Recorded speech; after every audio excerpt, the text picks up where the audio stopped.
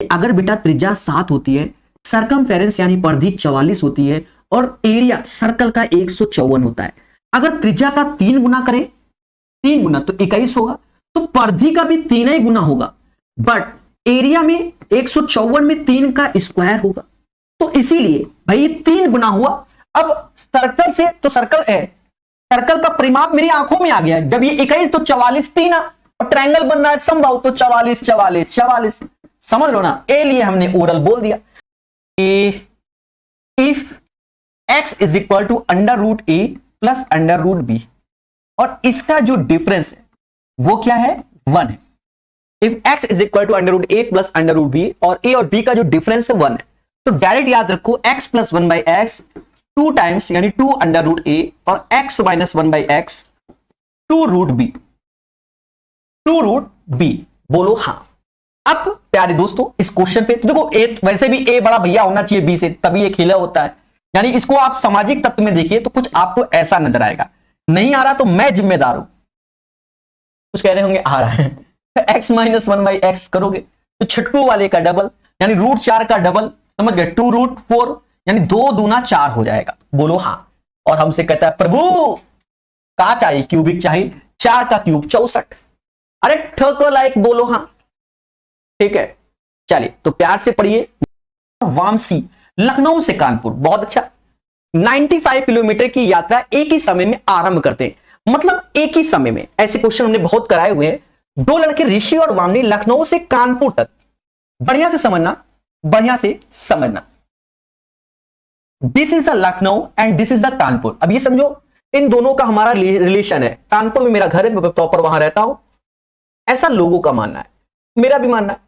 और in general में आजकल 3-4 साल से लखनऊ में रह रहा हूं, ये भी मैटर है, आना जाना लगा रहता है। ठीक है, हाँ। लखनऊ से कानपुर, कानपुर से लखनऊ 80 से 90 किलोमीटर का खेला है, या 95 बोल रहा है तो मान सकते हो, सही वैल्यू है। 2 लड़के ऋषि वामसी लखनऊ से कानपुर तक 95 किलोमीटर की यात्रा एक ही समय में आरंभ करते हैं। यहां से ऋषि और वामसी, ठीक है, आरंभ करते हैं। This value is 95 kilometre. कहता है यात्रा के दौरान ऋषि की चाल वामसी से 5 किलोमीटर प्रति घंटा कम है। ऋषि की चाल वामसी से 5 किलोमीटर प्रति घंटा कम है, यानी ऋषि की चाल अगर मैंने x मानी है तो वामसी x प्लस 5 हो जाएगा। देखिए भाषा का बड़ा रोल है। कहते वामसी कानपुर पहुंचता है, भाई जिसकी चाल ज्यादा है तो वो कानपुर जल्दी पहुंचेगा। वामसी कानपुर पहुंचता है तो वामसी यहां से सीधे कानपुर पहुंच गया। बोलो हाँ। वामसी कानपुर पहुंचता है और वापसी की यात्रा के दौरान वह कानपुर से 25 किलोमीटर की दूरी पर ऋषि से मिलता है। भाई इसकी स्पीड ज्यादा है तो तेजी से गया, और वापसी करने के बाद यहां पर 25 किलोमीटर ये भी चल लिया है, मतलब वामसी ने ये 95 किलोमीटर भी चल लिया है और 25 किलोमीटर भी चल लिया है। और ऋषि भैया की स्पीड कम है तो ऋषि भैया बस इतना ही चल पाए हैं, इतना ये ऋषि चल पाए हैं, और ये वामसी यहां से और ये भी चल गए। तो कहता ऋषि की चाल बताइए। देखिए ये तो हमने आपको प्रचंड ज्ञान दिया है, करने को तो मैं बहुत तुरंत कर देता, क्योंकि कुछ लोग ये क्वेश्चन मुझसे पहली बार सीख रहे होंगे, दैट्स वाई मैंने बड़े स्लो वर्जन में बताया। अपना तो यही नियम है, जब भी मुझे लगता है तो स्लो वर्जन में ही पढ़ाता हूं। अब देखो कैसे दोनों केस में समय समान होगा। भाई क्या है, एक ऋषि है एक वामसी है। ऋषि की स्पीड कम है वामसी से, तो वामसी 95 किलोमीटर गया और वापस चला आया 25। तब रास्ते में मिल गया कौन, ऋषि भैया। कहीं उन्नाव पड़ता है, नहीं जानते, ये जो 25 किलोमीटर का खेला ये उन्नाव शहर भी है। ठीक है, तो अच्छी जी महाराज सांसद है अभी, बाकी तो मुंह माया है।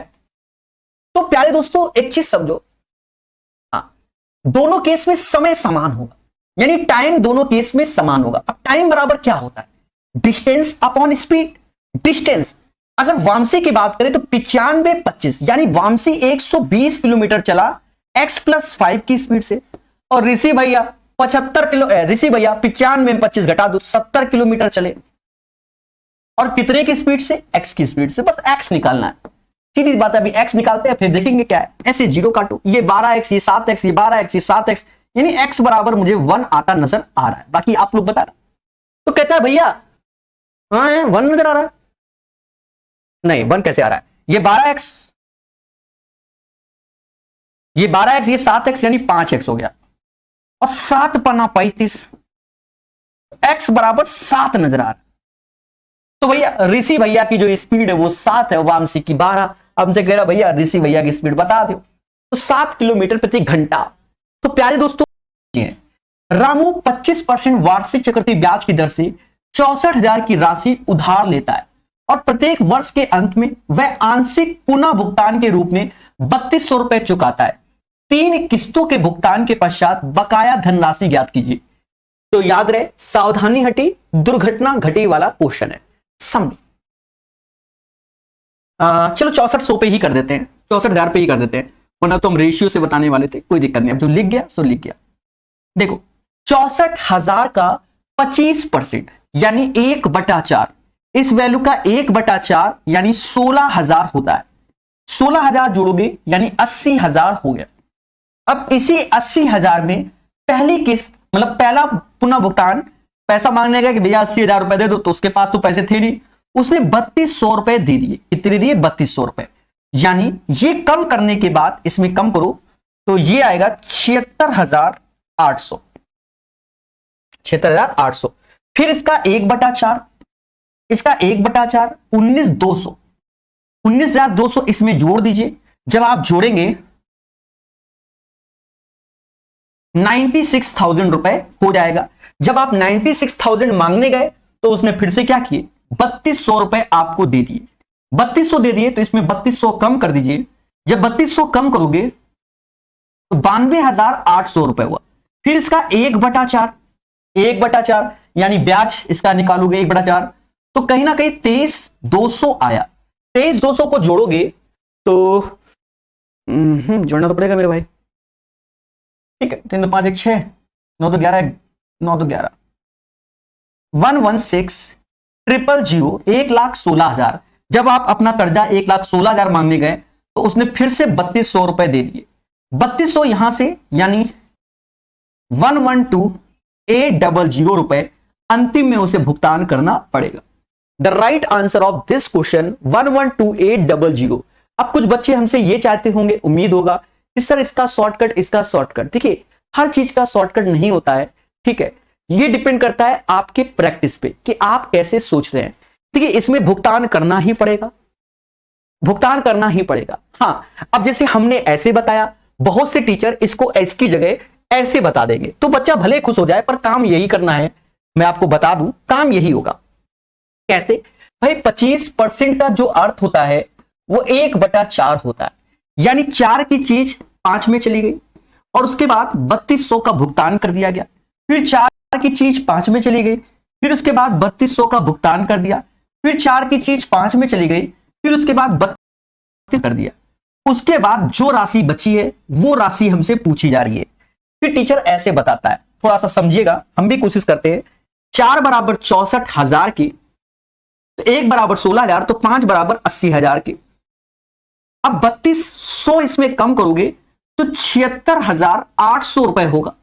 तो 4 बराबर 76,800 के, यानी 1 बराबर 19,200 के, इसमें 19,200 का गुणा करोगे 96,000 आएगा।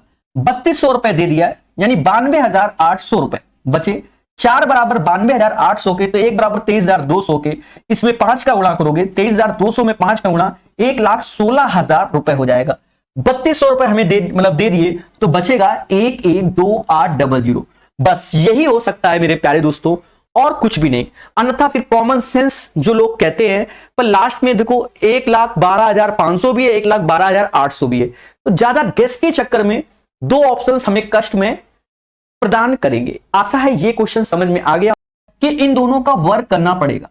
इसका आपने वर्क किया, 12 का 144 होगा और 11 का 121, यहां पर भी 121 है, तो बस इन दोनों का जो अंतर होगा वही इसका आंसर होगा। बाकी कष्ट है तो दोनों का होल स्क्वायर करके सजा के लिखो, जैसे मैं लिख के दिखा रहा हूं ऐसे। और ये x/121, ये 1 जाकर वहां लेस होगा तो 23/121 आएगा। Happy birthday. The value of x is equal to 23 आएगा। बना दिया। मैंने आपसे बोला कि आपके सामने 15 काली कलर की हैं, तो यहां मैं कह सकता हूं ये ब्लैक मैंने बोल दिया, ये हो गई 15, ठीक है। 15 लाल कलर की हैं, ये हो गए 15 रेड कलर, ठीक है। और 20 नीले कलर की हैं, तो 20 हो गया ब्लू, ठीक है। 15 आपकी ब्लैक, 15 आपकी रेड, 20 आपकी ब्लू। दो ने तीनों रंग की खरीदी। अब दो ने तीनों रंग की खरीदी हैं,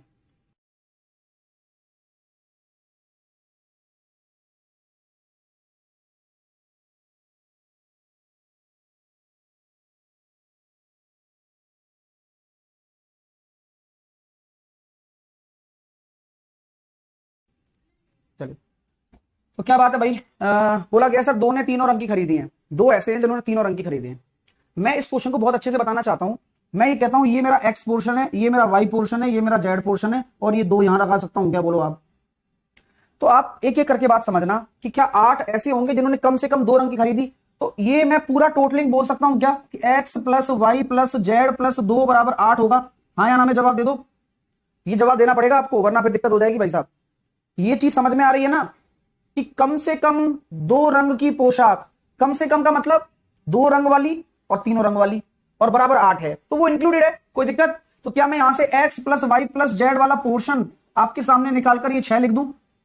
वेरी गुड सर, कोई दिक्कत नहीं है, कोई टेंशन तो नहीं है भाई, बिल्कुल भी नहीं है। अब मैं आपसे ये कहना चाहता हूं कि अगर आप इसका हिसाब निकाल रहे हो तो ये क्या होगा, ये वाला हिसाब। तो आप ये कहोगे सर ये हो जाएगा ये वाला, 15 में से x ये घटा दो, 15 में से माइनस x माइनस का y माइनस का 2, तसल्ली रखना बस। 15 में से x 2 z प्लस 15 में से x घटा दिया, 2 घटा दिया, z घटा दिया, ये 2 है ना, जिससे कंफ्यूजन ना हो, x z और 2, x z और 2, और 20 में से y घटा दिया, z घटा दिया और 2 घटा दिया। प्लीज तसल्ली रखें। हाँ सर ये क्या किया आपने? मैंने भाई ऐसे घटा दिया, कोई दिक्कत वाली बात ही नहीं है, क्योंकि मेरे को चाहिए केवल एक रंग की पोशाक। तो मैंने इन तीनों पोर्शनों को तो जोड़ना है, मैंने इन तीनों पोर्शनों को जोड़ा। अब देखो 15 और 15 30 और 20 50 तो एक तरफ हो गया। आपको कोई टेंशन? आप देखोगे सर माइनस का x माइनस का x माइनस का 2x माइनस का y और माइनस का y माइनस का 2y और माइनस का z और माइनस का z माइनस का 2z minus 2 minus 2 minus 2 minus का 6।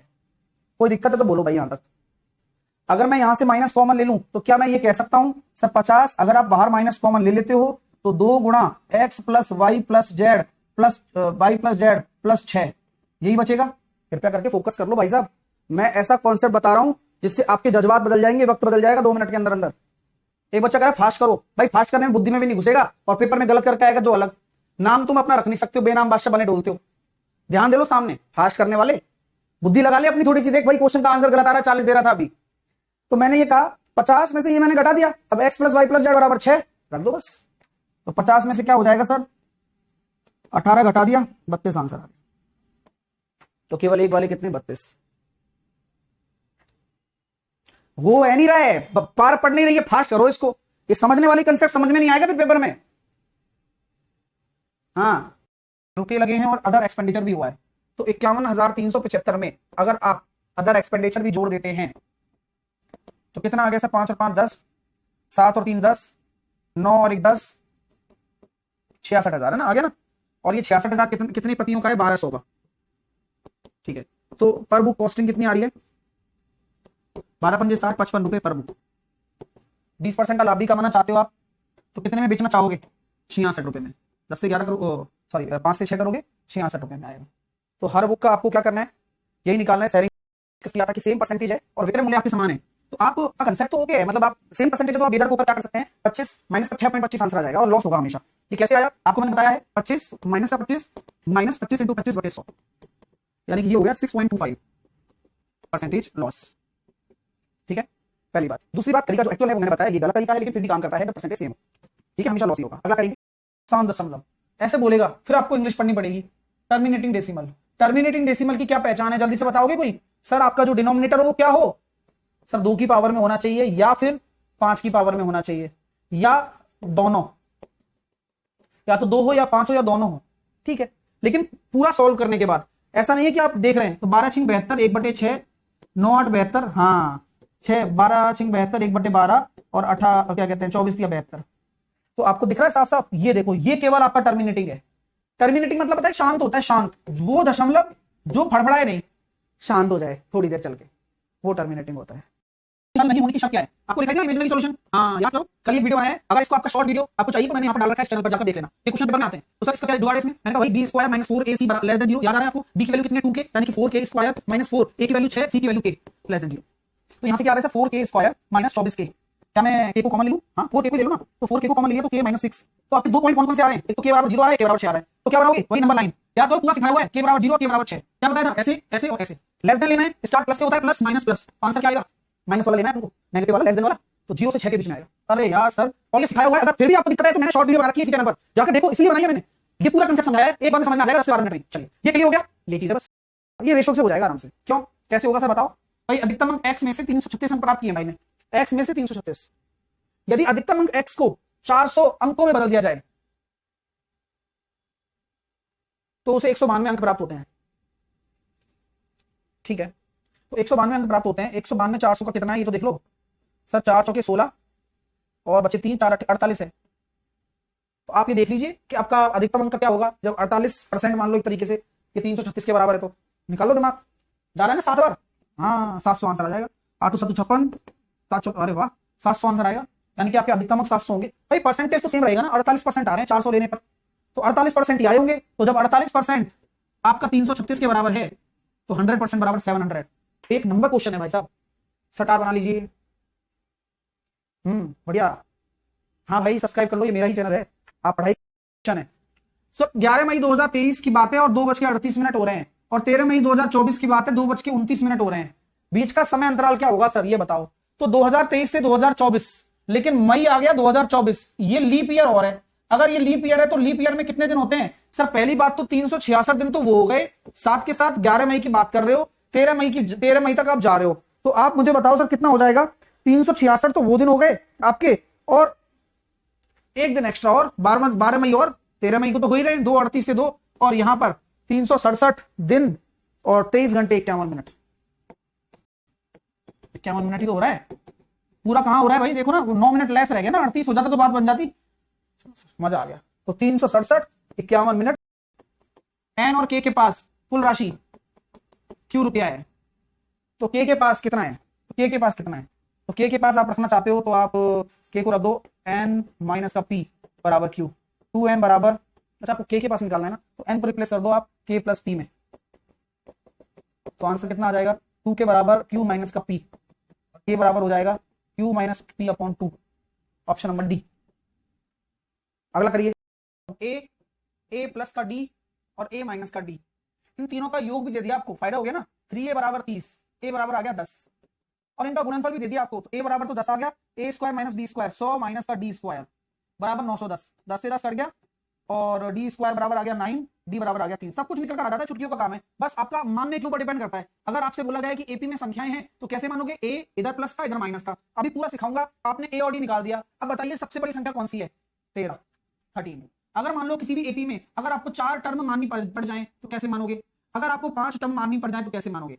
तो आप ये कह सकते हो सर ये ए माइनस का डी, ए प्लस का डी, ए प्लस का 3d और ए माइनस का 3d, दो का गैप आ रहा है, आप चेक कर सकते हो। तो 4 टर्म ऐसे मान सकते हो, 5 और टर्म तो आसान है, तो प्लस डी प्लस 2d, ए माइनस का डी और ए माइनस का 2d, तो 5 टर्म ऐसे मान सकते हो। सर ये पता होना जरूरी है, बिल्कुल जरूरी है। अगर आप क्रमागत टर्म अच्छे से नहीं मान पा रहे हो तो मामला खराब है, मामला को सही करना है तो समझ लीजिएगा चीजों को। अगला प्रश्न आपके सामने, अच्छा लग रहा हो भाई लाइक शेयर करिए, और मैं ये बता रहा हूं कि ये चैनल सब्सक्राइब कर लेना, आपकी लाइफ चेंज हो जाएगी, क्योंकि कल मैं आपको इन्वर्स ट्रिग्नोमेट्री पढ़ाने वाला हूं, वो काम आएगा आपके पेपर में, सिस्टमैटिक होगा काम। और जो आज तक आप ऐसे क्वेश्चन नहीं कर रहे होंगे, क्योंकि ये पेपर में लेटेस्ट आ सकते हैं आपके, और ये आएंगे भी टूर्नामेंट पर आधारित। यहाँ पर ये अलग पैटर्न है, क्योंकि आपने ये अभी तक नहीं किया, ये बहुत कॉमन पैटर्न है, हम घर पे खेलते हैं ना उसी तरह का है। देखिए लेकिन समझने की बात है कि 16 टीमें हैं एक टूर्नामेंट में, और 1 से 16 तक की उनकी संख्या है। ठीक है, यहाँ एक चीज बोली गई है, रैंक के अनुसार है वो, यानी कि 1 जो है वो टॉप रैंक है और 16 जो है वो लोएस्ट है।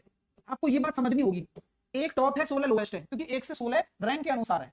उनके क्वालिफाइंग मैचों की समिति में अपने अगले निम्न रैंक की टीम का सामना करेगी, यानी कि 1 2 से करेगी, 3 4 से करेगी, जैसे कि एग्जांपल भी दे रखा है।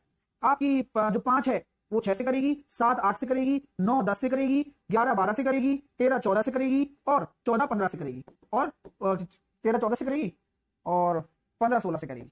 अंडरस्टैंड? सभी टीमों ने मैच खेल लिए, हाँ या ना बोलते जाओ, प्लीज बोलते जाओ, क्योंकि मजा आएगा आपको। और ये बोल रहा है कि निम्न रैंक वाली टीम जीतती है, यानी कि यहां से कौन जीतेंगे? यही लोग जीतेंगे, ये वाले, हाँ 2 4 6 8 यही करेंगे। अब इनका मैच हो जाएगा किस किस का? 2 4 का, 6 8 का, 10 12 का, और 14 16 का। ठीक है, फिर कौन जीतेगा? फिर जीतेंगे ये दोनों, यानी कि फिर 4 8 का, और फिर 12 16 का मैच होगा। अब आपको पता है निम्न में से कौन सी 2 टीमें सेमीफाइनल में खेलेंगी? 12 16, 4 8 ऑप्शन भी नहीं है, 12 16 वाला है, 4 8 भी खेलेंगी खेलने को तो, ठीक है 4 8 भी खेलेंगे और 12 16 भी खेलेंगी। अब अच्छा भाई, अब ये बताओ जीतेगा कौन टूर्नामेंट? ये तो पूछा गया कौन सी 2 टीमें सेमीफाइनल में खेलेंगी, तो सेमीफाइनल में तो भाई 2 मुकाबले होंगे ना, तभी तो फाइनल होगा। फाइनल किन किन के बीच होगा? फाइनल होगा सर यहाँ से जीतेगा ये, और यहां से जीतेगा ये निम्न वाला, और जीतेगा कौन? 16 टीम, 16वें नंबर वाली टीम आपकी जीतेगी टूर्नामेंट। ये तो सेमीफाइनल है, वो फाइनल करवा दिया, जीता कौन? 16वें नंबर की टीम। अगर फाइनल पूछता तो 8 और 16 में होगा। मजा आ गया, अल्टीमेट चीज है। अब बताओ, अगला करिए। चलिए पूरा समझना, क्योंकि बहुत अच्छी चीजें हैं, पेपर में आती हैं। ये सेवा 1 है, ये सेवा 2 है, और ये सेवा 3 है। ये तो सेवा हो गई भाई। अब बोला गया सर 10 ने 1 और 2 को चुना, ये 10 लूप में आता है। 15 ने 2 और 3 को चुना, ये 15 लूप में आता है। और 10 ने 1 और 3 को चुना, 10 लूप में आता है।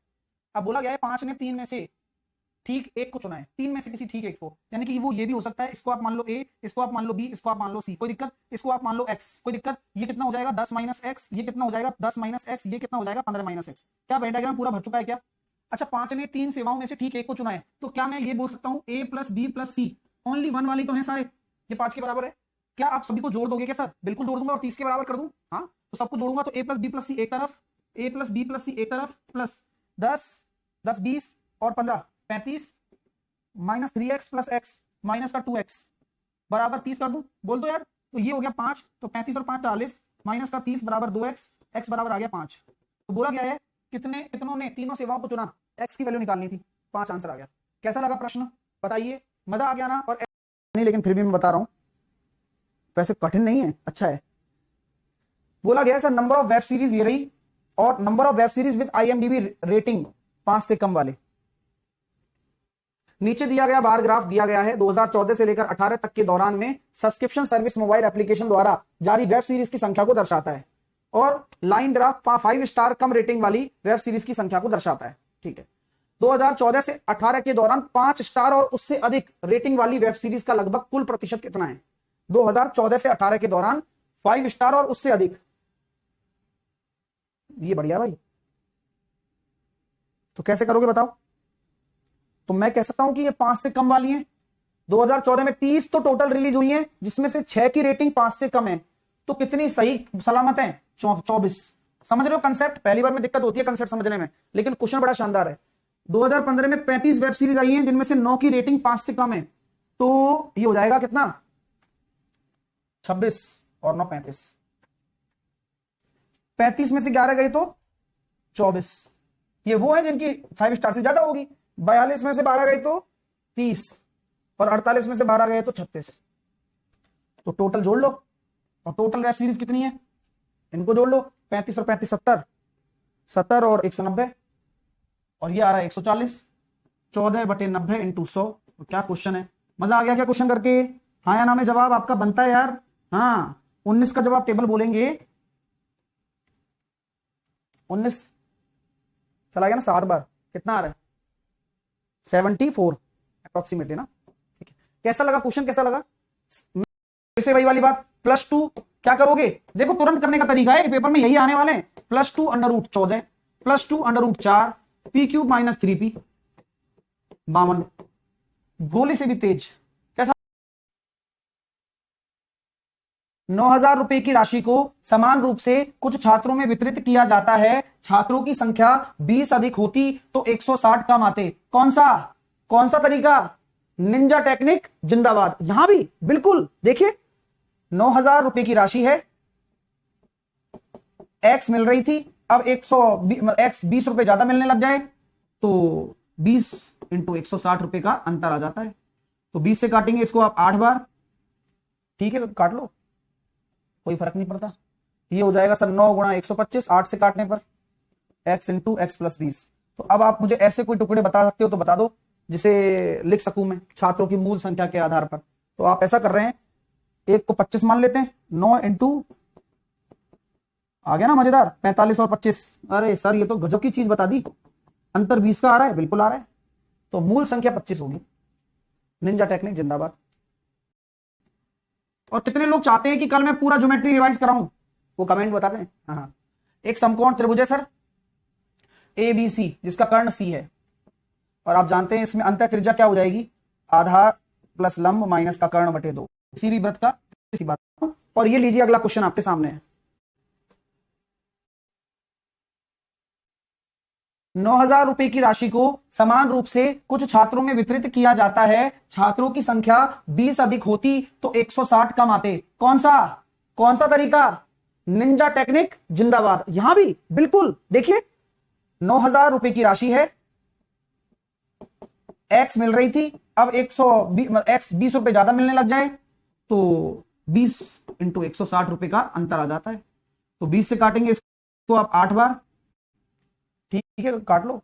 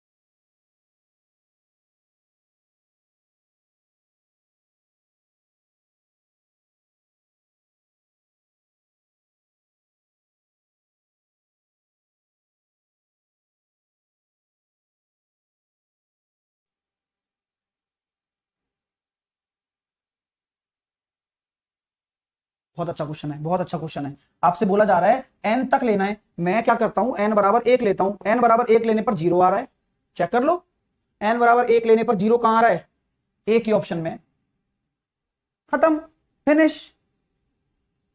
ठीक है, हाँ समझ में आ रही है बात, हो गया, आंसर आ गया, और क्या, एक ही ऑप्शन में क्या करें, आया हुआ क्वेश्चन है। अगला करिए,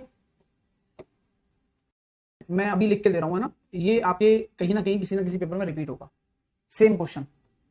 जिसको नहीं पता प्लीज सामने देखिए भाई। एक क्लब ने एक सीजन में खेले गए पहले 60 मैच हैं, आपके पास पहले 60 मैच हुए हैं, अब उस 60 मैच में से आपने 30% ही जीते हैं, 30% मैच जीते हैं, यानी कि 18% आप जीते हो केवल और केवल। सही बात है क्या?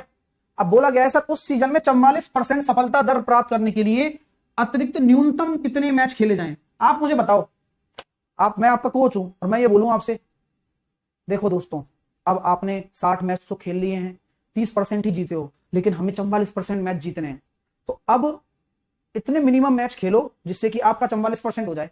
तो आपका दिमाग में क्या आएगा, सर सारे के सारे जीत जाऊं जो आगे खेलूं, तभी बैठ पाओगे 44% पर, वरना नहीं बैठ पाओगे। तो माना एक्स एक्स्ट्रा मैच खेले, माना एक्स एक्स्ट्रा मैच है, तो 18 में से सारे के सारे वो मैच, न्यूनतम मैच सारे के सारे जीतने पड़ेंगे, टोटल 60 प्लस एक्स हो जाएगा, और रेट आपकी हो जाएगी 44% जीतने की, अब क्योंकि यही तो जीतने वाले मैच है सारे। अब इसको भिन्न बना लो, 4 से काटा मैंने इसको 11 बार, 4 से काटा मैंने इसको 25 बार, 50 450 प्लस 25x बराबर, क्रॉस मल्टीप्लाई करूंगा, 660 प्लस 11x, 11 घटाऊंगा 14x बराबर 210, x बराबर 7 या 15, यानी कि उसको कितने मैच न्यूनतम खेलने चाहिए, 15 मैच खेलने चाहिए।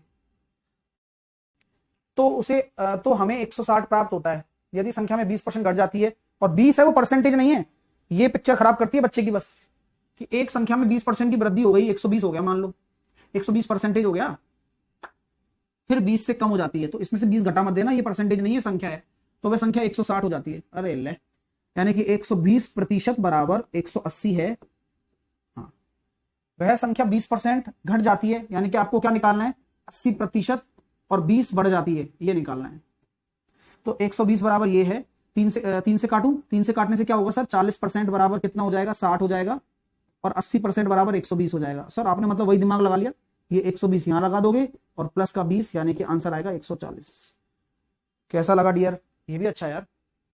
2011 में महेश के पास पेड़ थे, हर वर्ष नए वृक्षारोपण के कारण 10% की वृद्धि हो जाती है, तो किस वर्ष में पहली बार पेड़ों की संख्या 2011 की तुलना में कम से कम 50% ज्यादा होगी, यानी कि 150 के पार पहुंचाना है मीटर। मैंने 2011 में शुरुआत की 100 पेड़ों से, 2012 में कितने पेड़ हो जाएंगे, 121, भाई 121 क्यों, 110, हाँ। 2013 में कितने हो जाएंगे, 10% कितना होता है, 11 जोड़ दिया 121। 2014 में कितने हो जाएंगे, इसमें आपने 10% जोड़ दिया 12.1, तो 12.1 जोड़ूंगा तो लगभग 133, है ना। और 2015 में कितने हो जाएंगे, 2000 इसमें जोड़ दूंगा 13.3, तो लगभग कितना हो गया, 146। बस 2016 आंसर, 2016, क्योंकि 146 तो 2015 में हो गया, 2016 उत्तर होगा। आ रहा है क्या आंसर, तो हमेशा से ऐसी था। 19/28 का 55/91 से, सर ऐसे कैसे करेंगे, टेंशन नहीं लेने का दोस्त, जब आदमी के पास कुछ नहीं बचता ना, तो एक ही विकल्प बचता है, इसका इससे गुणा कर दे भाई। 19 का 9 से गुणा करता हूं तो 171, यानी कि 1710, क्या बात है, 90 है ना, और 19 से कम 19 तो 1710 और 19 1729, ये आई ना कैलकुलेशन, अपने आप निकल कर आती है, कोई सिखाता नहीं है ये चीज। 55 और 28 का गुणा करना है तो 14 और 110, यानी कि 1540। अरे गजब कर दिया गुरुजी आपने तो। और 19 और ये जोड़ूंगा तो ये हो जाएगा सर 9 110, और 55 और 28 8 और 63 और 20 83, तो 9 में से 0 गया तो 9, 12 में से 4 गया तो 8, और 16 में से 15 गया तो 189 बटे ये कितना हो जाएगा 27, 17 और 10 27। कट रहा है क्या, कुछ कट जाए तो ठीक है, नहीं तो कोई टेंशन ही नहीं है। 7 और 27 आ रहा है क्या, 7 7 49 जा रहा है 7 बार, मजा आ गया भाई। तो x है कि ऐसी कौन सी संख्या जोड़ी जाए जिससे कि समानुपात का मतलब शुरू की दो संख्याओं में जोड़ने पर और अंतिम की दो संख्याओं में x जोड़ने पर ये दोनों का जो अनुपात है वो बराबर हो जाए, यही कहानी होती है भाई। आप इसको x निकालना चाहते हैं, आप चाहोगे ऑप्शन से कर लो, लेकिन अभी मत जाना ऑप्शन से, क्योंकि आप ऑप्शन से गए नहीं और आपकी नैया डूबी नहीं। क्यों, क्योंकि वहां x थोड़ी पूछेगा आपसे भाई, कुछ भी पूछ लेगा और आपको एक्स निकालना आएगा नहीं। तो पहले समझो मैं जो समझा रहा हूं। सर कैसे किया? ये समानुपात बनाना है तो हर किसी में एक्स जोड़ा, शुरू की दो संख्याओं का अंतिम की दो संख्याओं से अनुपात बनाना ही समानुपात कहलाता है। आपने क्रॉस मल्टीप्लाई करवा दिया। सर ये क्या करवा रहे हो? अभी डट जाओ यार, सबर कर लो, शांति रख लो थोड़ी सी। नियम कानून के हिसाब से चला रहा हूं, फिर इसका एक छोटा तरीका बताऊंगा। ओके, 8 का गुणा करेंगे 8 चौके 32 प्लस 8x, x का गुणा करेंगे 4x प्लस एक्स स्क्वायर, 10 का गुणा करेंगे 30 और ये हो जाएगा 10x, 3 का गुणा करेंगे x से 3x plus x square, x square से आपका एक्स स्क्वायर कट गया। सुनना सर, ये 32 आ रहा है और ये 30 आ रहा है, तो 32 में से 30 चले गए बराबर 8 और 4 12 और 10 और 3 13, तो 13x में से 12x चले गए, तो यहां x बराबर आ गया 2। आई बात समझ में माय डियर स्टूडेंट्स को? यस सर आ गई। तो x बराबर 2 आपका राइट आंसर हो जाएगा। आप मुझसे कहोगे अरे यार सर फिर से वही वाली बात करने लगे आप, ऐसे करवाओगे क्या?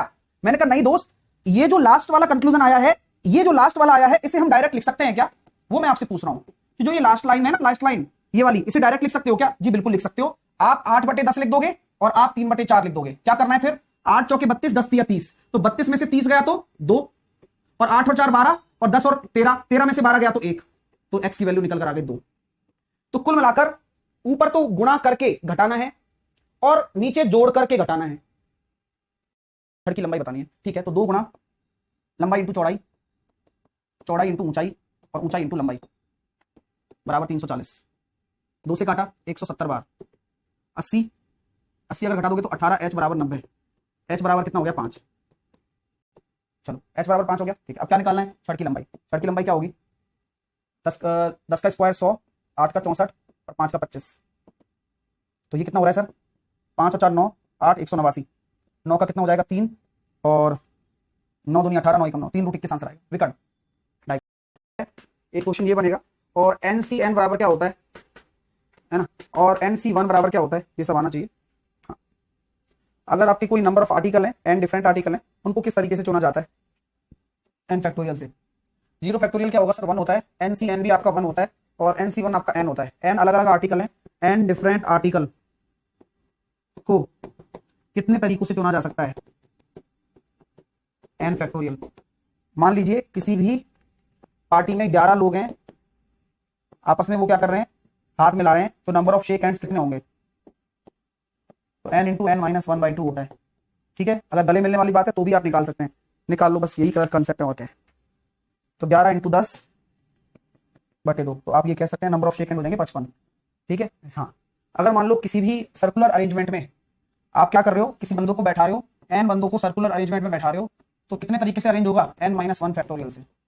टोटल अरेंजमेंट कितने होंगे? n-1 फैक्टोरियल, ठीक है? हाँ।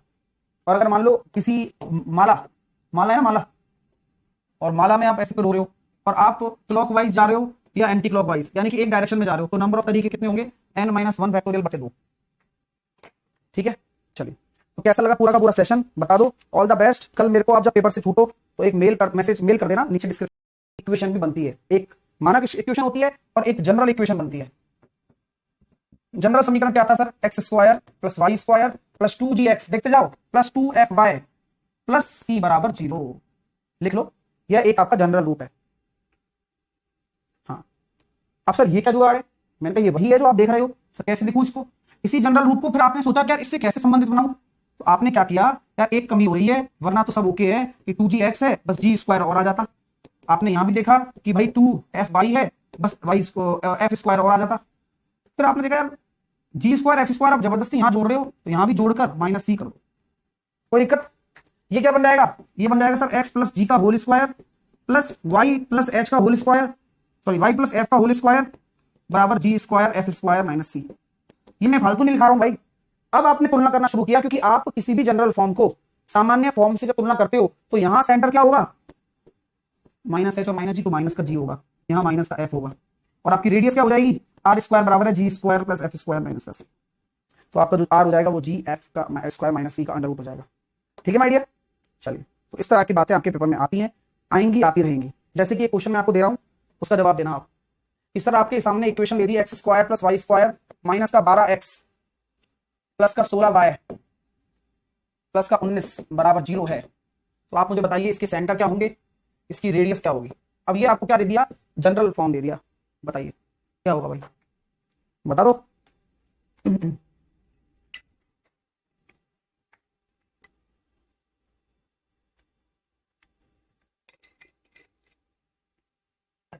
क्या करें गुरुजी? देखिए मैंने अभी बताया था ना कि ये 2gx के बराबर है, तो g बराबर आपका जो होगा वो प्लस का 6 हो जाएगा क्योंकि माइनस में दे रखा है, और ये हो जाएगा माइनस का 8। रेडियस क्या हो जाएगी sir? g square F square minus का c √81 प्लस का 9। जैसे कि बोल दिया जाता है x माइनस 3 का whole square plus x minus 4 का होल स्क्वायर बराबर 25। भाई बता मेरे को कि इसकी सेंटर कितना है, इसका केंद्र कितना है और इसकी रेडियस कितनी है। एक क्वेश्चन ऐसे पूछ लिया जाता है x माइनस 3 का whole square plus x plus 7 का होल स्क्वायर बराबर 49। बता भाई सेंटर क्या होगा इस सर्किल की, मानक रूप के सेंटर बताओ, केंद्र बताओ कि केंद्र क्या होगा, और इसका आपको रेडियस बताओ, त्रिज्या बताओ। तो मानक रूप पर इस तरह के प्रश्न आपसे पूछे जा सकते हैं, जाएंगे और जाते रहेंगे। बताइए आप। जवाब दो, पानी पानी गिरा दो।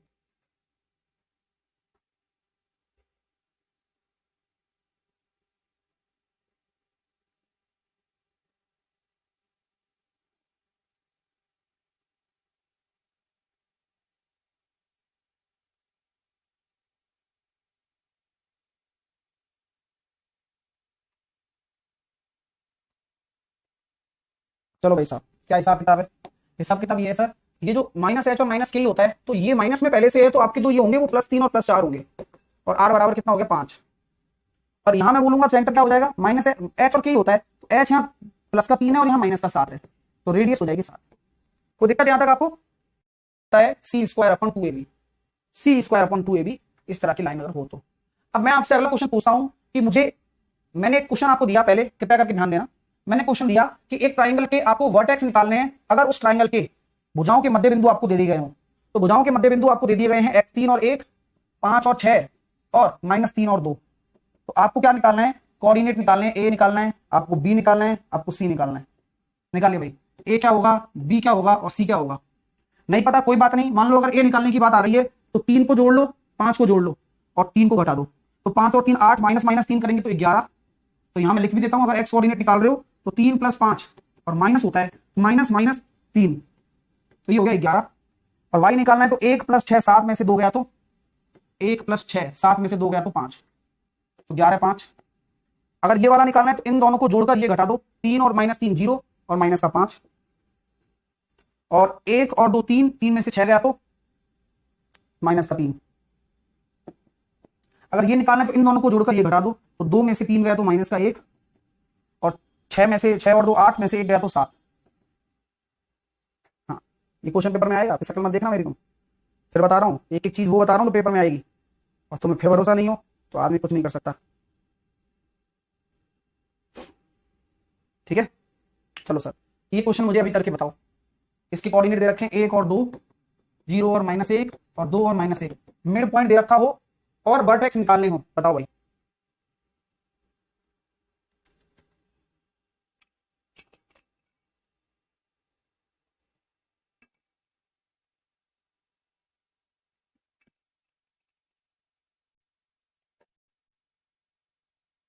सर कैसे करूं?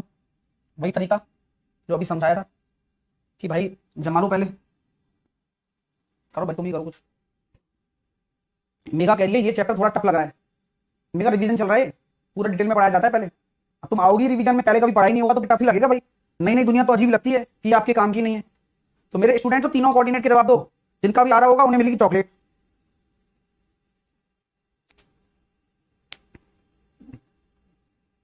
-1 और 2 आ रहा है किसी का, बिल्कुल ठीक है, और -1 और 2 आगे तो बताओ यार, गधे की आवाज।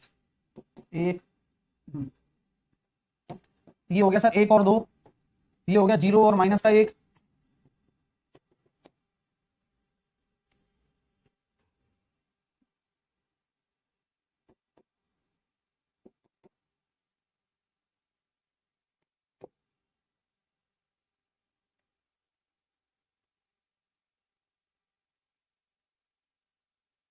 चलो बताओ। वेल डन भाई साहब, एक ही बच्चे का सही आंसर आया बस, बाकी सब पता नहीं क्या कर रहे हैं। सूरज क्या किया है आपने, 1 और 0 में से -2 गए तो माइनस का 1, 2 -1 और -1 0, ठीक है, ये भी हमने माना। देखते हैं, और सही है ना। और अगर इसका निकालेंगे तो 3 और फिर 2 -1 -1 -1 0, ठीक है। और ये निकालेंगे तो कितना आ रहा है 2 -1 1 -2 +2 0, ये आ रहा है भाई -1 0 1 0 3 0 है ना। ठीक है। अब नीलाबाजा साहा, अंश गुप्ता, इन्होंने क्या किया होगा जिनसे इनका आंसर अलग आया। आप कोऑर्डिनेट भी अलग अलग ले सकते हैं। अब मैंने मान लो ये मिड पॉइंट ऐसे लिया है, आप इसको चेंज भी कर सकते हैं, है ना, ये भी ठीक है। अगर मान लो आप इसको चेंज करना चाहते हैं तो कैसे करेंगे, जैसे कि मैं बता देता हूं। मैं कहता हूं अब आपने जो कोऑर्डिनेट लेना है आप अपने पलट दो इनको। जैसे कि आपने मान लिया 0 और माइनस का 1 मान लिया, और 2 और माइनस का 1 मान लिया, और 1 और 2 मान लिया। अब क्या होगा सर, अब देखते हैं क्या होता है। तो 0 और 2 माइनस का 1, यानी कि माइनस का 1, ठीक है, माइनस का 1 और फिर माइनस का 2 तो माइनस का 4, ठीक है, -1 -4, 0 नहीं तो होगा, अच्छा 0 नहीं तो होगा, यानी कि सही है अपना। हाँ, पलटने से भी बदलेगा, बिल्कुल बदलेगा भाई। अच्छा प्लस माइनस होगा क्या, चलो कर लेना भाई, तो मैं आ गया ना, मैंने गड़बड़ तो नहीं करी ना, वो देख लेना बस। अल्टीमेटली जो सॉल्यूशन है आपका इस तरह से चलता है कि आपको जोड़कर लेके चलना है, खत्म बात, ठीक है। 0 की जगह 2 करना था मेरे को, गलती हो गई, हाँ कोई बात नहीं, कोई टेंशन मतलब भाई, सब चकाचक है। हाँ कोई दिक्कत नहीं, यही आंसर है, ठीक है, कर लोगे ना, कर लेना। चलो निकालना है तो m1 m2 बराबर -1 होगा, ठीक है। अगर किसी लाइन की जो कि ax + by + c है, बाह्य बिंदु से दूरी निकालनी है तो ax1 by1 c √a² + b² होगा, ठीक है। चलिए अगर आपके सामने ये लाइन और एक ट्रायंगल बना रही है तो सिंपल सा एरिया होता है c²/2ab, c²/2ab, इस तरह की लाइन अगर हो तो। अब मैं आपसे अगला क्वेश्चन पूछता हूं अभी कि अगर एक्सटर्नल डिवीजन हो या इंटरनल डिवीजन हो, अगर आप कंफ्यूज हो रहे हो कि यार एक्सटर्नल लूं या इंटरनल लूं, तो सिंपल सा एग्जांपल पता लग जाता है कि लैम्बडा अनुपात 1 के अनुपात 1 मानकर लैम्बडा की वैल्यू निकाल लो। अगर लैम्बडा पॉजिटिव आ रहा है तो आपने जो माना है वही सही होगा, अगर लैम्बडा नेगेटिव आया तो उल्टा हो जाएगा। आई बात समझ रहे हैं? हाँ चलिए, एक्स एक्सिस पर y 0 होता है, y एक्सिस पर h 0 होता है। अच्छा भाई, अगर मान लो कोई लाइन आपको बनानी हो तो लाइन कैसे बनती है वो समझा रहा हूं कि आपकी जो AB है एक लाइन है, लाइन कैसे बनी भाई साहब, आपने बोला कि ये बिंदु क्या होगा, ये x1 है और ये y1 है, तो ये x1 y1 हो गया, ये आपका x2 हो गया, ये y2 हो गया, ये x2 y2 हो गया। तो दो पॉइंट के जोड़ से मिली हुई जो होती है वो रेखाखंड कहलाता है, ठीक है। अगर मान लो कोई रेखाखंड है तो उसका अगर प्रवणता निकालनी हो तो आपको मैं पहले भी बता चुका हूं कि अगर आप प्रवणता निकालते हो तो ये tan थीटा के बराबर क्यों होती है, इसका साफ साफ उदाहरण यही है सर कि अगर आप इस ऊंचाई पर खड़े हो तो ये आपका y2 ही तो है, हाँ, और यहां पर आप खड़े हो तो ये आपका y1 ही तो है। तो आपसे मैं कहता हूं कि ये y2 - y1 ही तो हो जाएगा, बोलिए भाई। और इसी प्रकार ये आपका x2 है और ये आपका x1 है, तो ये इसका x2 - x1 ही तो हो जाएगा। इसलिए मैं बोलता हूं कि tan थीटा बराबर क्या होता है, लंब बटे कर्ण, तो y2 - y1 upon x2 - x1। तो आज के बाद कोई बार-बार पूछे कि यार इसी को स्लोप कहते हैं, इसी को tan थीटा क्यों कहते हैं, तो बुके मार देना उसके, ठीक है, ले समझ ले, ठीक है। लंब बटे आधार होता है, इसलिए आपकी y2 - y1 x2 - x1 slope कहलाता है, प्रवणता कहलाती है, झुकाव कहलाता है किसी भी लाइन का, ठीक है भाई साहब। अगर मान लो इस तरह की समीकरण आ गई, भाई रेखा हमेशा ऐसी थोड़ी ना होगी नॉर्मल, एक रेखा इस तरह से भी तो होती है, इस वाली फॉर्म में ax + by + c, तो इसकी प्रवणता कैसे निकालते हैं, -x का कोएफिशिएंट और y का कोएफिशिएंट, बात वही है, बस लिखने का तरीका है। चलिए अगर मान लो दो बिंदुओं के बीच में लाइन का समीकरण निकालना है जो इन बिंदुओं से गुजर रही है, तो कैसे निकालेंगे, ये दो बिंदुओं से निकली रेखा का समीकरण है, वो नॉर्मल रेखा का समीकरण है ax + by, इसका स्लोप क्या होता है, x का कोएफिशिएंट अपॉन y का कोएफिशिएंट, ठीक है। चलिएगा इसको देखिएगा कि अगर आपके सामने y - y1 m क्या होगा, दो बिंदुओं की स्लोप x - x1, क्लियर है। चलिए अगर ये अगर तीन कोऑर्डिनेट दे रखे हो, ट्रायंगल का एरिया भी पूछ सकता है, तो 1/2 x1 ले लिया तो y2 - y3 प्लस x2 ले लिया तो y3 - y1 प्लस x3 ले लिया तो y1 - y2। अगर मान लो ये तीनों पॉइंट समरेख में है, यानी कि बोल दिया जा रहा है कि तीन बिंदु दे दिए आपको, तीनों बिंदु समरेख होने चाहिए, यानी कि एक ही रेखा में होने चाहिए। तो अगर कोई भी तीन बिंदु अगर एक ही रेखा में होंगे तो क्या ट्रायंगल संभव है क्या, नहीं, कभी भी ट्रायंगल संभव नहीं होगा। तो आप ट्रायंगल का एरिया 0 भी कर सकते हैं। सर अगर मान लो 0 ना करूं तो, अगर मान लो तीन कोऑर्डिनेट दे दिए और आपसे बोल रहा हूं कि ये तीनों बिंदु आपके क्या है, समरेख है, 0 ना करूं तो आप इनके स्लोप मतलब प्रवणता को भी बराबर कर सकते हैं, आपस में इनकी प्रवणता भी बराबर कर सकते हैं, दो बिंदुओं वाली प्रवणता, हाँ, उसको भी बराबर कर सकते हैं। और ये मैट्रिक्स से सॉल्व होता है सर, कैसे, आपने बचपन में देखा होगा कि अगर आप x1 को ले रहे हो तो आप x1 के साथ में इसके बिंदुओं को काट देते हैं तो y2 - y3। अगर मान लो आप यहाँ x2 ले रहे हो, x2 को पकड़कर ऐसे काट देते हैं तो क्या बचा, y1 - y3, y3 - y1 ऐसे ले लो ना, क्योंकि वैसे भी मॉड में आएगा। अगर आप x3 ले रहे हो तो इसको काट दिया ऐसे, तो कितना बचा, y2 - y1, ठीक है। चलिए आगे देखते हैं तो कैसे है, ध्यान से देखिए। अगर ये x1 y1 है और ये x2 y2 है और आपको x और y कोऑर्डिनेट निकालने हैं, तो बात सुनिएगा, अगर x निकालना है मान लो, तो अगर m ले रहे हो ना तो x2 लेना, और n ले रहे हो ना तो x1 लेना, और m + n। अगर आप y कोऑर्डिनेट निकाल रहे हो तो m ले रहे हो ना तो y2 लेना, और n ले रहे हो ना तो y1 लेना, m + n। प्लस आया क्योंकि आंतरिक विभाजन है, पता कैसे चलेगा, वो अपने आप पॉजिटिव में आ जाएगा, ठीक है। चलिए अगर मान लो बाह्य विभाजन होता तो जिस तरह से बाह्य विभाजन देखो, ये बड़ा बिंदु तो ये m हो गया और ये n हो गया, फर्क नहीं पड़ता है, वो फॉर्मूला वही है, लेकिन बीच में माइनस आ जाता है बस, mx2 - nx1, ठीक है। मेरा आपसे ये प्रश्न है कि अगर मैं x अक्ष पर बात करूं, अगर कोई बिंदु x एक्सिस पर है तो क्या होगा, और अगर कोई बिंदु y एक्सिस पर है तो क्या होगा। तो हमेशा याद रखना, अगर x अक्ष पर कोई बिंदु स्थित है तो हमेशा याद रखना कि y बराबर आपका 0 होगा, और y एक्सिस पर कोई है तो x बराबर 0 होगा, x एक्सिस पर है तो y बराबर 0 और y एक्सिस पर है तो x बराबर 0 होगा। बहुत जरूरी पॉइंट है क्योंकि इस सेक्शन फार्मूला में काम आता है। अगर सेक्शन फार्मूला में आपसे कभी पूछे कि भाई अनुपात निकालो m अनुपात n, तो m अनुपात n को क्या मानना है, हमेशा लैम्बडा अनुपात 1, क्यों माने? लैम्डा जरूरी लैम्डा मानो कि अनुपात भी मान सकते हो ना सर। क्यों माने? जैसे कि एक वेरिएबल आपका कम हो जाए, ये मैं घर वाली सलाह दे रहा हूं है ना, पेपर में आएगा। चलिए, किसी भी टाइम पे होती है जिस तल पर निर्देशांक उपस्थित होते हैं वह तल क्या कहलाता है? जिस तल पर निर्देशांक उपस्थित होते हैं वह क्या कहलाता है? उसको कहते हैं कार्टिया प्लेन, कार्टेशियन प्लेन। ये ही क्वेश्चन है भाई। हाँ, एक्स अक्ष को बोलते हैं एक्सिस का एब्सिसा, ठीक है, भुज। और आपका बोलते हैं तो ऑर्डिनेट को बोलते हैं ऑर्डिनेट, ऑर्डिनेट को बोलते हैं कोटि। चलिए, ये अगर 3 पद दे दिए आपको, हार्मोनिक मीन निकालो। तो जिस तरह से अगर 3 पद होते तो समांतर माध्य ये होता, बोलिए। तो हार्मोनिक मीन क्या होगा? 1/6, 1/12, 1/18। एलसीएम लेना पड़ेगा 36, 6, 3, 2, 11/36, लेकिन 3 भी आएगा, याद है? हाँ, वो याद रखना भाई, आप याद नहीं रखोगे तो कौन याद रखेगा? तो सर ये हो गया कितना? 11/108। लेकिन क्या ये उत्तर है क्या? नहीं, ये 1/HM चलता है, आपको पहले ही बताया था। तो HM बराबर कितना हो जाएगा? 108/11। तो 11 9 99, ऑप्शन नंबर 99 बचे कितने? 9। फिर से आपका 11 8 88, यानी कि ये आएगा 9.81। छठवां पद कैसे लिखते हैं आप बस बिल्कुल ऐसे लिखिए, a + n - 1 × d। तो सर ये जो दे रखा है छठवां पद, ये तो 10 दे रखा है, तो इसको 1/10 लिख दो। सर ये क्या किया? मैंने कहा वही किया जो मैं करता हूं। सर ये तो गलत बात है। मैंने कहा यार वही तो कर रहा हूं यार। n का पद का फॉर्मूला क्या बताया था? 1/a + n - 1 × d बताया था। नहीं बताया था? HP में बताया था। तो भाई मैं इसको तो ऊपर ले गया और n में पद को नीचे लेकर आ गया, तो मैं गलत थोड़ी ना हूं। तो फिर अगला निकाल लूंगा 11वां पद, यानी कि a + 10d = 1/18। अरे गुरुजी गजब, गुरुजी तो गजब। ये तो अब क्या करें? अब निकाल लो, a और d निकाल लो, सॉल्व कर लो। हाँ, a कितना आ जाएगा? सर इसमें से इसको मैं घटा रहा हूं, तो -5d -1/18 1/10 है ना। -5d, एलसीएम ले लिया मैंने 90, 18 पंजे 90, 10 नाम 90, और 5d = 4/90। तो d बराबर कितना आ गया? -2/45 × 5 225। तो ये तो आ गया d। ये तो d आ गया भाई, सबका आ गया होगा। a निकाल लो। ऐसे होता है, थोड़ा कॉम्प्लिकेटेड है, लेकिन पेपर में आ गया तो कर सकते हो आप। बाकी ये हो जाएगा, d की जगह रख दो 1/10, माइनस माइनस हो जाएगा +5, सही है ना। 5 से काट दिया, 5 चौके 20, 55 25, 90 बनाने के लिए 9 का गुणा या 2 का गुणा, तो सब 13 हो गया 90। ये a आ गया। अब आपको क्या निकालना है बता दो? 16वां पद निकाल लोगे क्या? हाँ निकाल लेंगे यार, क्या है। 16वां पद होता है 1/, या फिर आप वही काम कर लो, a प्लस, तो 13/90 n - 1 यानी कि 15 इंटू n - 1 इंटू d कितना है? माइनस का 2/225। बढ़िया क्वेश्चन है ये, ऐसे नखरे मत करना, अरे मैं करूंगा क्या इसको, मैं इतना बड़ा आदमी होकर, ऐसे नहीं करना है ना। तो सर ये कितना आ गया? 13 और 12 1/90। लेकिन अब ध्यान रहे हो ना, ये तो आपका 1/90 आ गया है और ये उल्टा हो जाएगा 90 आंसर।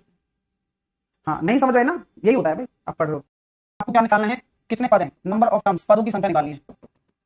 बताओ भाई कैसे निकालोगे? कितने पद आ रहे हैं? आप में से कौन निकाल रहे हैं? और अच्छा लगे भाई दिल से लाइक करते रहो, ये तुम्हारे लिए सिर्फ।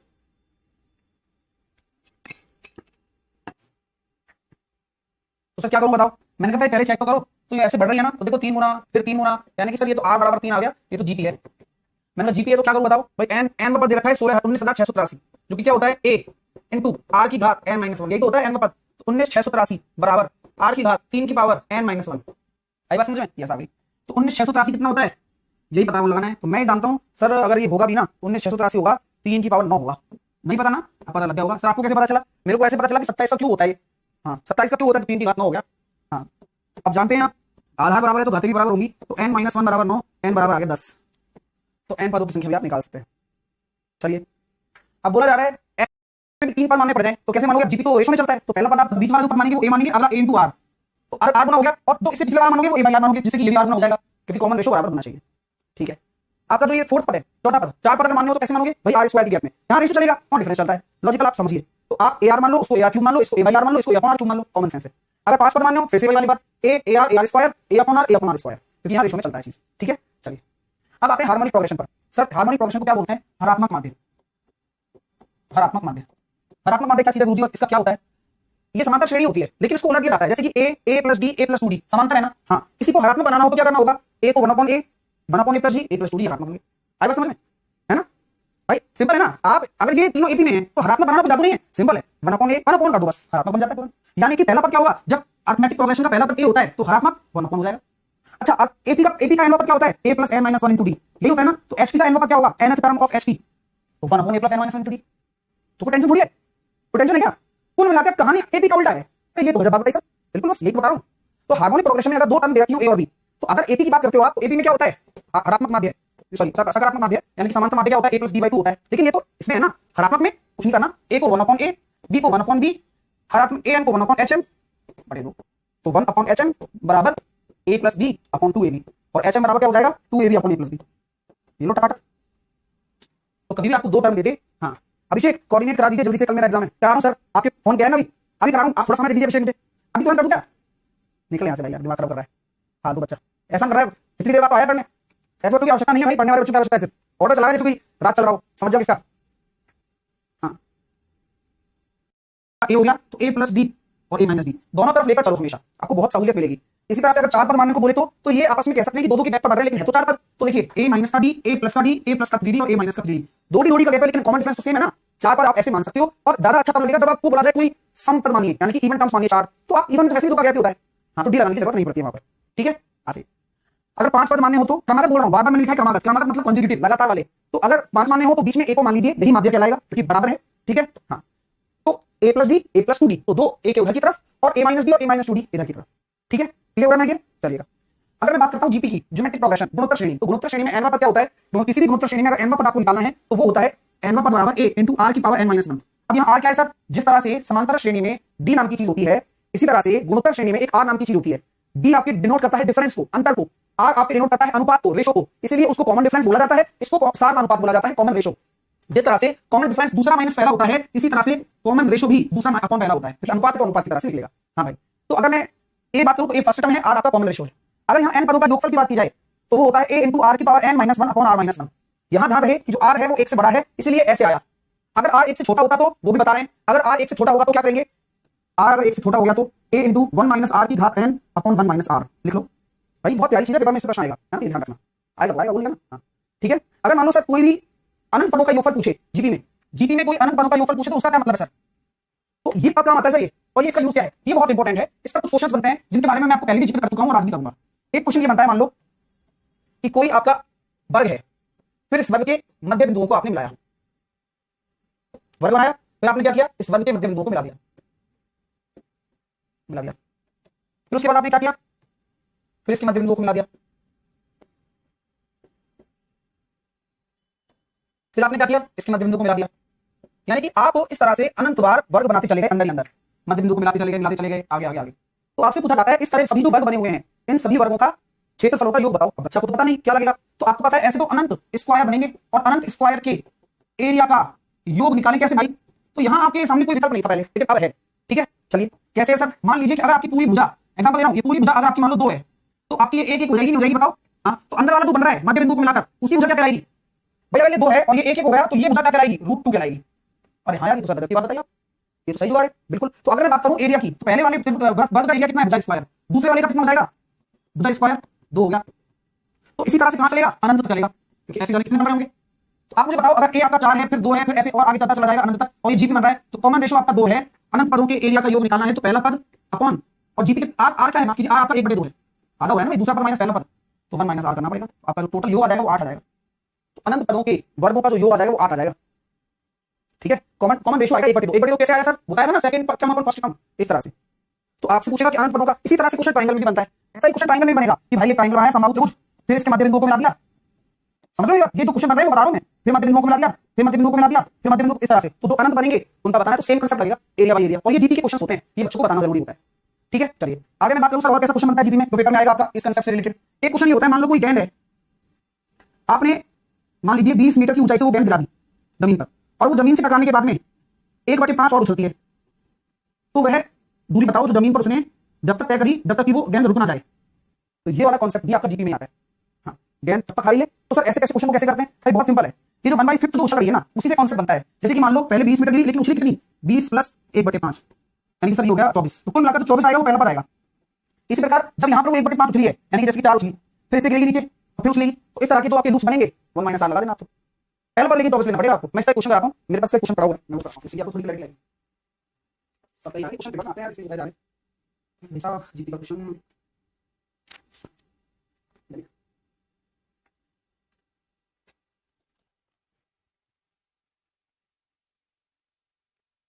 एक क्वेश्चन यूं आया था, पेपर में आया हुआ है, क्वेश्चन क्या है, ये है क्वेश्चन, नोट कर लेना। डायग्राम की बता रहा हूँ, बाकी थ्योरी आती है पूरी इसके ना, तो पूरी थ्योरी लिखा है। बोला जा रहा है कि कोई एक गेंद है, जमीन से गिरने के बाद में अपने पहले की ऊंचाई का 4/5 उछलती है। जमीन पर गिरने के बाद पहले की जो ऊंचाई है, जमीन पर गिरने के बाद में पहले की ऊंचाई की 4/5 जंप करती है, पहले की ऊंचाई की 4/5 जंप करती है, ऐसा बोला जा रहा है। और उसको 120 मीटर की ऊंचाई से गिराया जाता है। ठीक है, तो बताओ रुकने तक कुल दूरी, तो गेंद के रुकने तक तय कुल दूरी क्या होगी? चलो बताओ कौन दिमाग लगा रहा है इसमें।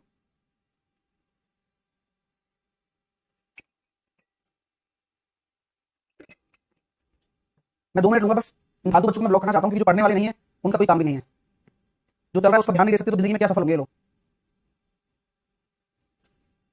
आइए तो सर कैसे करेंगे इस क्वेश्चन को आप बताओ। भाई मैंने कहा ना कि जब जिस ऊंचाई से गिराया जा रहा है तो जो पहला टर्म होता है ना वही काम का होता है पहले तो, क्योंकि आप जानते हो कि अनंत पदों का योगफल लगाना है और ये जीटी बनेगा a/1 - r। अब मेरा r निकालना टेंशन नहीं है, r तो मेरे को पता है, ये 4/5 उछलती है ना, यही r है, घर की बात बता दूं। तो सर पहला पद निकालना है बस आपको, तो पहला पद क्या होगा 120 जिससे गिराई जा रही है और इसके साथ में जितनी उछली है ना जम खा के 4/5, तो 120 प्लस और ये हो गया कितना 24 चौके 96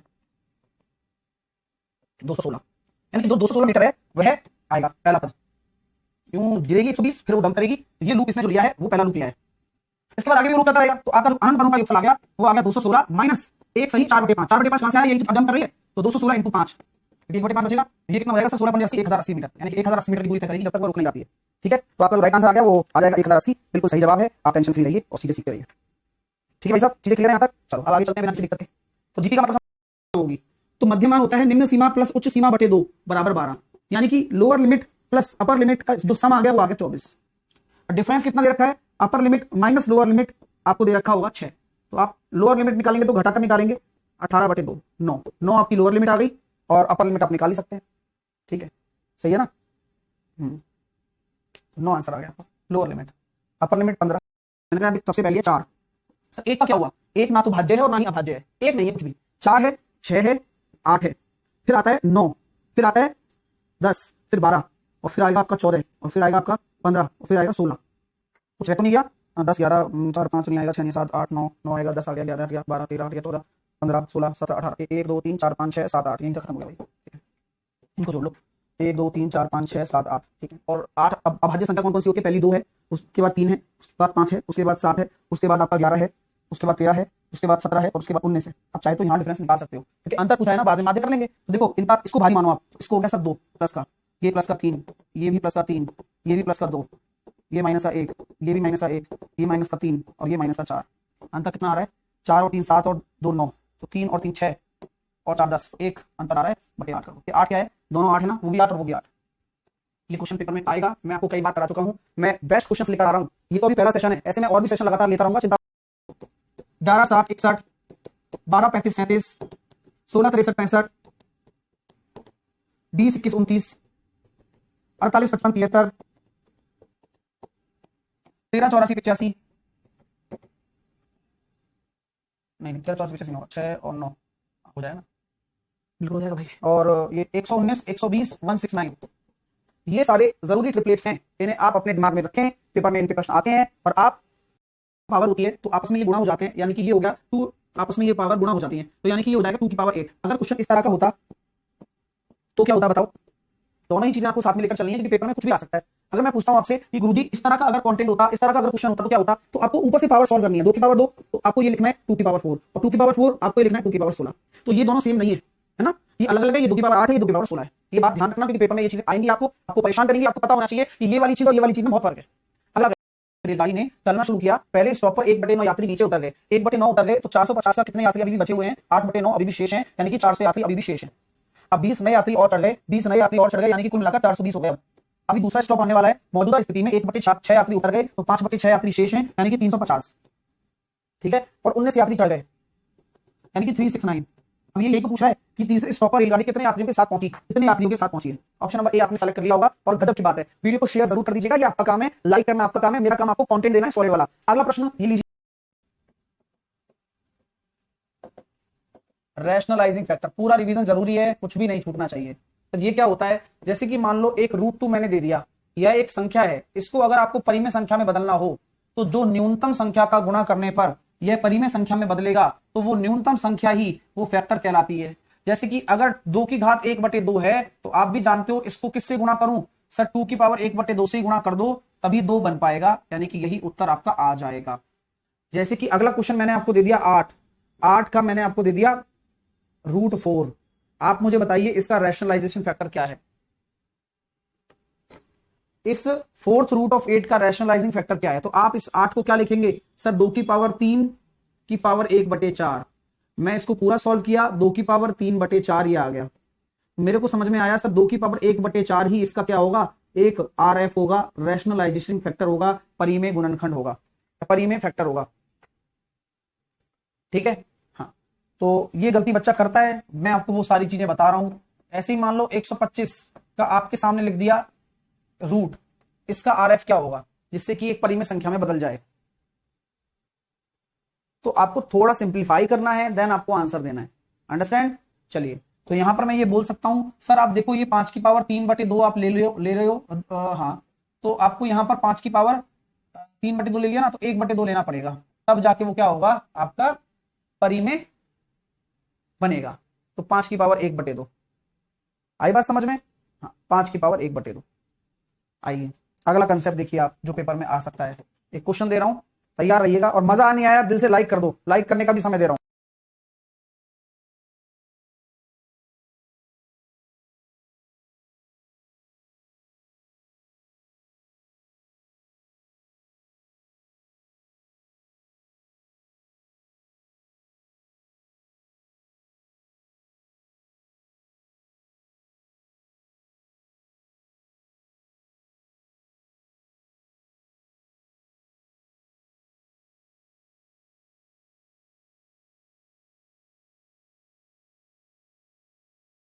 यार मैं क्वेश्चन बोल दिमाग में आया अचानक से। ऐसा बोला था सर 5 मीटर लंबी सीढ़ी है और दीवार के सहारे यूं लगी हुई है, ये आपकी सीढ़ी है, ठीक है। वह दीवार पर 3 मीटर की ऊंचाई पर है, 3 मीटर की ऊंचाई पर एक बिंदु को स्पर्श करती है, यानी कि ये 3 मीटर की ऊंचाई पर एक बिंदु को स्पर्श कर रही है। और यदि करती है, ठीक है, यदि सीढ़ी के निचले सिरे को, इस वाले सिरे को 2.6 मीटर दीवार की ओर खिसकाया जाए, यानी कि इस वाले पॉइंट को मैं यहां लेकर जा रहा हूं और ये है 2.6, तो वह दूरी याद करो जितना सीढ़ी ऊपर खिसक जाएगी। अभी बताओ जब आप सीढ़ी को यूं लेकर जाओगे तो ये वाला पॉइंट भी ऊपर खिसकेगा, है ना? तो आपको ये डिस्प्लेसमेंट बताना है कि यार ये कितना खिसकेगा। यहां पर अगर आ जाता है तो क्या आपकी सीढ़ी इस तरह से अब लगेगी? हाँ, तो ये आपको एक्स निकालना है। समझ में आ गया क्वेश्चन? दोबारा बोलना तो बोल देना भैया, क्वेश्चन समझ में आना जरूरी है। ठीक है, एक लैडर है, हाँ ये एक लैडर है जो कि आपके सामने दे रखी है मैंने, ये 3 ये 5, तो पूरी की पूरी जो हो जाएगा वो 4 हो जाएगा पाइथागोरस से पहले वाला। हाँ, तो ये वाला जो हिस्सा हो जाएगा वो कितना हो जाएगा? 1.4 हो जाएगा, क्योंकि 2.6 आपने खिसका दी। ये 5 रहने वाला है, तो ये कितना हो जाएगा बाय ट्रिपलेट? तो सर 1.4, तो मैं ये कहता हूँ सर 14 50, तो 7 24 25, ठीक है ना? तो ये 7 25 आ रहा है तो 48 आएगा बीच में, तो ये 7 24 25 48 यानी कि 4.8, तो 4.8 आएगा ये पूरा, क्योंकि बड़ा ट्रिपलेट बन गया ना, देखो ये पूरा ट्रायंगल। तो ये 3 है तो ये कितना हो जाएगा? 1.8, 1.8 ऊपर खिसक जाएगा। ठीक है, कैसा लगा बताओ? आएगा पेपर में? तैयार है ना? हाँ, लिखते हैं। मैंने लिखा सर इसको 1000 - 100, लिखने का तरीका यही होता है। और 4 को क्या लिखूं सर? मैंने कहा लिख भाई 50 - 10, और 40 है ना, 2 को क्या लिखूं? 2, 1 + 1। तो आपको ये सिखाया गया है LCDM, ये हो गया 50, ये हो गया 100, ये हो गया 500 और ये हो गया 1000, है ना? तो मैं कहता हूं सर C 1000 क्या है? M, 10 का कितना होता है? X, और 50 L और 11, तो CMXL 11, CMXL 11, सी ऑप्शन। तो आपने किससे भाग दे दिया? 2 से। 2 एकम 2, 2 एकम 2, 2 पंजे 10, एक रिमाइंडर। फिर 2 का भाग दे दिया, 2 पंजे 10, 2 सत्ते 14, एक रिमाइंडर। 2 का भाग दे दिया 28, एक रिमाइंडर। 2 का भाग दे दिया 14, 0 रिमाइंडर। 2 का भाग दे दिया 7, 0 रिमाइंडर। 2 का भाग दे दिया 3, एक रिमाइंडर। 2 का भाग दे दिया 2 एकम 2, 1, एक रिमाइंडर। 2 का भाग दे दिया 0 बार, एक रिमाइंडर। और नीचे से ऊपर ले लेते हैं, तो 1 1 1 1 1 0 0 1 1 1 1 1 1 0 0 1 1 1, ऑप्शन नंबर बी। अगला 942 को रोमन अंकों में 2 का भाग दे दिया 0 बार, एक रिमाइंडर। और नीचे से ऊपर ले लेते हैं, तो 1 1 1 1 1 0 0 1 1 1 1 1 1 0 0 1 1 1, ऑप्शन नंबर। कंस्ट्रक्टर है और एक डिस्ट्रॉयर है, और कुल इनकी संख्या 16 है, और ये आप जानते हो कैसे करना है। ये पाइप की तरह है, एलिगेशन लगेगा। हाँ चलिए, कुछ महल के चारों ओर दीवार निर्मित करने के लिए कोशिश करते हैं और शेष नष्ट करते हैं। जो आपका जो कंस्ट्रक्टर होता है, बनाने वाला बिल्डर मान लीजिए, चलो वो 18 घंटे में दीवार बनाता है, और जो डिस्ट्रॉयर होता है वो 15 घंटे में नष्ट कर देता है। टोटल मैंने 90 मान लिया, 18 पंजे 90 और 15 6 की 90। चलिए कोई दिक्कत नहीं। दीवार निर्मित करने से पहले सभी 16 व्यक्ति सक्रिय बनाए जाने पर, हाँ, तो 2.5 घंटे में दीवार को निर्माण करते हैं। दीवार निर्माण हो रही है, बधाई हो, तो 2.5 घंटे में हो रहा है, तो 18 दूनी 36, तो 36 एफिशिएंसी आ रही है प्लस में, कोई दिक्कत नहीं। मान लो 16 के 16 बिल्डर हैं तो वो 80 से बना रहे होंगे, 16 के 16 डिस्ट्रॉयर हैं तो वो खाली कर रहे होंगे, और कुल मिलाकर 36 आ जाएगा। तो जब इसमें से इस घटाओगे तो 44, और इसमें से ये घटाओगे तो 36 और 6 मतलब 6, 102 और 30 132, 44 से कट गया 3:1, तो ये हो गया 12 और ये हो गया 4, ऐसी हिसाब है। तो विनाशकों की संख्या कितनी है? 4 है, डी ऑप्शन। कुल समय, अन्यथा एक एलसीएम मेथड में लगाता हूं, जनरली आपको बताया भी है, ये 40 है, ये 30 है और ये 30 है, यानी कि यहां पर जो अनुपात आ रहा है 4 3 3, ये आपका जो अनुपात है ये डिस्टेंस का अनुपात है। आई बात समझ में आपको? बोले सर बिल्कुल आ गई है, कोई टेंशन नहीं है। तो मैं आपसे कह सकता हूं क्या कि एक व्यक्ति 6 किलोमीटर प्रति घंटा की चाल से 40 किलोमीटर, 12 किलोमीटर की चाल से 30 किलोमीटर और 4 किलोमीटर की चाल से 30 किलोमीटर, मैंने स्पीड ले ली 6, 12 और 4, टोटल आपका एलसीएम आ गया 12, तो 6 दूनी 12, 12 एकम 12, 4 तिया 12, टोटल दूरी कितनी हो गई? 10, 4 इंटू 3 इंटू 3, 3 तिया 9 और 3 12 और 8 20, 20 का भाग दे दो, बस आंसर आ गया है। मजा आ रहा है? कुल दूरी बटे कुल समय, खेल खत्म। 1 अनुपात बराबर 12,000 लिखा हुआ है पैमाने पर, तो 1 अनुपात बराबर 12,000 लिखा हुआ है, इसका मतलब साफ साफ क्या है ये देखते हैं। 5 सेंटीमीटर की बात की गई है, तो यानी कि अगर 1 सेंटीमीटर पैमाने में देखा जाए और एक्चुअल में 12,000 सेंटीमीटर के बराबर है, तो हम ये जरूर जानते हैं कि 1 सेंटीमीटर बराबर अगर 12,000 सेंटीमीटर है तो इसको मीटर में कितना होता है बताओ? मीटर में क्या लिख सकते हो? अगर इस 12,000 को मीटर में बदलना हो तो मैं क्या करूं, 1 मीटर में 100 सेंटीमीटर होते हैं, यानी कि 120 मीटर, और अगर मैं 1 सेंटीमीटर को 120 मीटर लिख रहा हूं तो किलोमीटर में क्या लिखूंगा? सही है ना? एक, हाँ, किलोमीटर में क्या लिखूंगा? 0.120। तो आपसे बोला गया सर 5 सेंटीमीटर है, तो 5 सेंटीमीटर को क्या लिखोगे? 0.12 इंटू 5, 0.6 किलोमीटर, बी ऑप्शन। अगला करिए। अनुपस्थित रहने वाले के लिए 100 रुपए की कटौती करवा दूंगा, तो कुल मिलाकर इतने रुपए प्राप्त होते हैं। कौन सा मेथड लगाओगे? एलिगेशन जिंदाबाद, कि 30 दिन का काम है, 500 रुपए काम करने वाले को मिल रहे हैं, यानी कि अगर पूरे के पूरे 30 दिन काम करेगा तो 15,000 रुपए इकट्ठा कर लेगा, और अनुपस्थित रहने वाले के 100 रुपए की कटौती हो रही है तो 3,000 रुपए माइनस में चले गए, और कुल मिलाकर 11,400 का हिसाब रह रहा है। तो जब आप इसमें से घटाओगे तो 600, तो ये हो जाएगा 2, ये हो जाएगा 3600, ठीक है। और इसमें ये क्या होगा? इसमें से ये घटा है, इसमें से ये घटेगा तो ये जुड़ जाता है, तो ये हो जाएगा कितना? 14,400, 2 जीरो से 2 जीरो काटा, 36 से काटा, 4 अनुपात 1 बार, तो कितने दिन का काम है? मतलब उसने कितने दिन काम किया सर? 30 दिनों में से, तो 5 अनुपात बराबर 30 दिन, 1 अनुपात बराबर 6 दिन, यानी कि वो आया 24 दिन और वो नहीं आया 6 दिन, तो प्रेजेंट वो रहा 24 दिन और एब्सेंट वो रहा 6 दिन। अगला करिए। अब ऑर्डर नहीं करेगा तो आएगा कैसे? एक नल, एक टंकी को 8 घंटे में,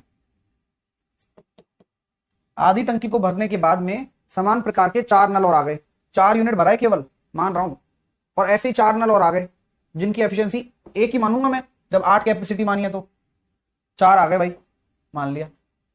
तो टंकी को भरने में कितना समय लगेगा? बची हुई 4 को, 4 आ गए, 1 पहले था, समान प्रकार के 4 अन्य नल, इतना टाइम लगेगा, इसको उससे गुणा कर दो, तो 4 घंटे 48 मिनट।